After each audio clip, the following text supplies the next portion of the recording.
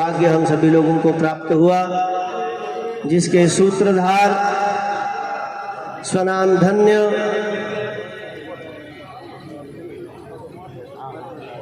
ब्रह्मलीन जगतगुरु शंकराचार्य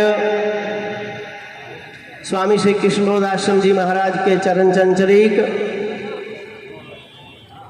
जो कि अपने समय के सिद्ध महापुरुषों में जिनकी गणना होती थी, उनके चरण चंचरीक परम तपस्वी परम श्रद्धे अनंत श्री ब्रह्मचारी श्री शंकर स्वरूप जी महाराज, जिन्होंने इस पावन धरती पर इस देवनगरी में चातुर्मास करके इस भूमि को और भी पवित्र बना दिया, तीर्थ तुल्य बना दिया। अभी हम लोग श्रवण कर रहे थे चातुर्मास को लेकर के। हमारे यहाँ सनातन परंपरा है, यति जब चातुर्मास करता है तो हमारे यहाँ शास्त्र में विधि है कि अष्टो मासान विहारण यतियाम यचेतसाम। यति जो है सन्यासी 8 मास तक विचरण करता हुआ 4 मास एक स्थान पर रहे, ताकि किसी प्रकार से किसी जीव जंतु की हिंसा न हो सके। जब महात्मा भ्रमण करते हैं 8 महीने, वो समय अलग रहता है, पर चातुर्मास के समय जब बरसात होती है, नदी नालों में पानी आ जाता है, भूगर्भ में अत्यंत उष्णता बढ़ जाने के कारण, गर्मी बढ़ जाने के कारण पृथ्वी के गर्भ से अनेक प्रकार के जीव जंतु पृथ्वी के बाहर आ जाते हैं।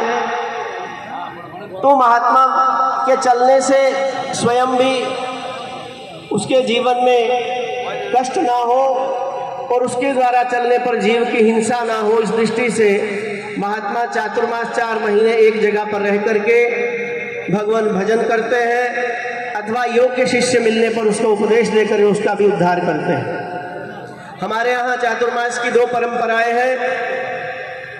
चातुर्मास शब्द का अभिप्राय ही है 4 मास, परंतु हमारी परंपराओं में दोनों प्रकार के चातुर्मास देखे जाते हैं। 2 मास के चातुर्मास भी, 2 मास को भी चातुर्मास कहा जाता है और 4 मास पूर्ण होने पर भी चातुर्मास माना जाता है।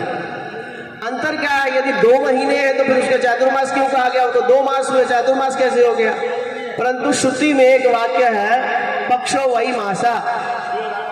वेद ऐसा मानता है, ज्योतिष शास्त्र की दृष्टि से शास्त्रों में पक्ष को भी मास माना गया है। तो इस दृष्टि से यदि जब 4 पक्ष चातुर्मास करता है तो भी चातुर्मास माना जाता है 2 महीने होने पर। और सन्यासी जब प्रथम बार सन्यास लेके गुरु की शरण में चातुर्मास करता है तो साक्षात 4 महीने ही साक्षात गुरु के सानिध्य में रह करके गुरु से विद्या अध्ययन करता है, गुरु से उपदेश ग्रहण करता है। तो इस प्रकार से हमारी भारतीय परंपरा में दोनों प्रकार से चातुर्मास माना जाता है, 2 मास का भी और 4 मास का भी, साक्षात दोनों प्रकार से चातुर्मास की परंपरा है।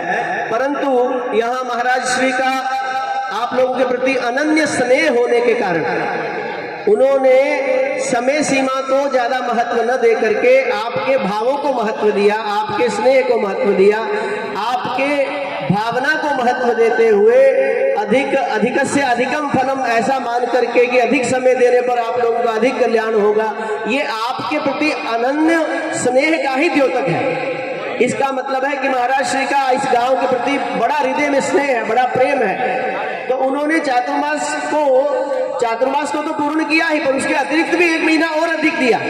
तो ये तो निश्चित रूप से बड़े स्नेह का परिचायक है। बड़ी बात यह है, विचार का विषय है, साधु संगात भवेद विप्रः शास्त्राणाम श्रवणम प्रभो हरि भक्तिर भवेद तस्मात् ततो ज्ञानम ततो गति।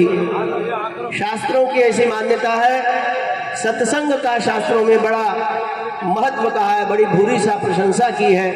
शठ सुधरहि सत्संगत पाई। शठ व्यक्ति भी सत्संग के प्रभाव से सुधर जाता है, साधु बन जाता है। हमारे यहाँ शास्त्रों ने सत्संग की महिमा गाते हुए कहा, साधु संगात भवेद विप्रः। यदि कोई मनुष्य